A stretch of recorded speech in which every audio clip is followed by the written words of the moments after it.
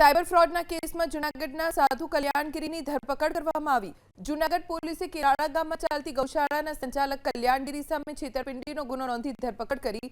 કલ્યાણગીરીના પોતાના અને ગૌશાળાના બેંક ખાતામાં દેશમાં કુલ 13 ફરિયાદો નોંધાઈ। સમગ્ર મામલે ખાતામાં સાયબર ફ્રોડના ટ્રાન્સફર થયેલા 40 લાખ રૂપિયા ઉપાડી લેવાયા હોવાનું સામે આવ્યું, જેને લઈને પોલીસે કલ્યાણગીરીની ધરપકડ કરી છે।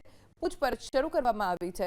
ગૌ સેવાના નામે ચાલતા ટ્રસ્ટના બેંક ખાતામાં સાયબર ફ્રોડના નાણાં ટ્રાન્સફર થયાનું સામે આવ્યું। રેકેટમાં કલ્યાણગીરી સાથે અન્ય કોણ સંડોવાયેલું છે તેને લઈ પૂછપરછમાં ચોંકાવનારા ખુલાસા થઈ શકે છે।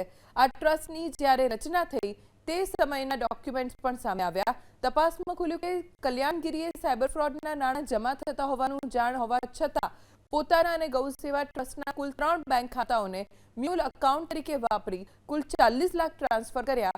આ રકમ દેશના નિર્દોષ નાગરિકો પાસેથી છેતરપિંડીથી પડાવવામાં આવી હતી। જે આ કલ્યાણગીરી જે વ્યક્તિ છે તેઓ એક કેરાળા ગૌસેવા ટ્રસ્ટના નામે પણ એક એકાઉન્ટ હોય, તેમાં પણ 5 ફરિયાદ દાખલ થયેલી હોય, જેની ફ્રોડ્યુલન્ટ અમાઉન્ટ 25,20,000 હોય।